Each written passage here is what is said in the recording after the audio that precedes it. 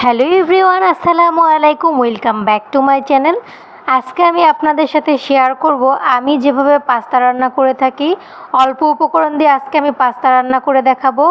আমি এখানে গরম পানিতে লবণ ও সামান্য তেল দিয়ে আলু টুকরো টুকরো করে ও পাস্তা সেদ্ধ করে নিচ্ছি।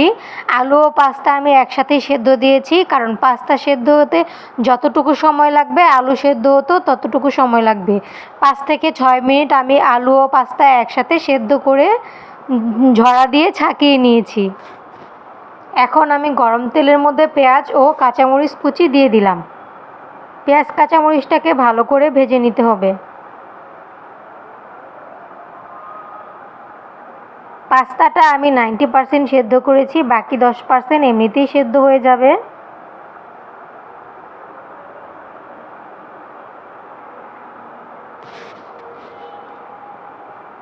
পেঁয়াজগুলো নরম হওয়ার জন্য সাথে সামান্য অল্প একটু লবণ দিয়ে দিলাম, কারণ এই তেলের মধ্যে ডিম দিয়ে দিব, তাই এক্সট্রা করে আর লবণ ব্যবহার করব না।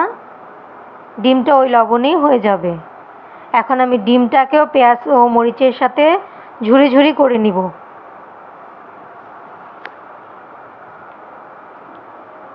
আমি ডিম খুব একটা পছন্দ করি না, এর জন্য একটা ডিম দিয়েছি। আপনাদের বেশি পছন্দ হয়ে থাকলে এর চাইতে বেশি দিয়ে দিতে পারেন। এখন আমি ঝরিয়ে রাখা আলু ও পাস্তাগুলো দিয়ে দিলাম।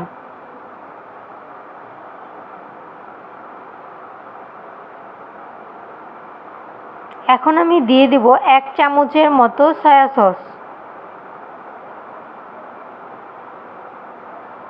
দিয়ে দেব 2 টেবিল চামচ টমেটো সস, কারণ পাস্তাতে টমেটো সসটাই ভালো লাগবে, এর জন্য সসের পরিমাণটা একটু বেশি দিয়ে দিয়েছি।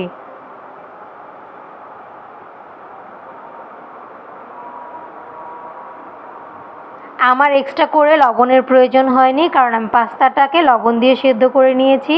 তারপরেও আপনারা চেক করে দেখবেন, যদি লবণের প্রয়োজন হয় তাহলে সামান্য লবণ দিয়ে দিবেন।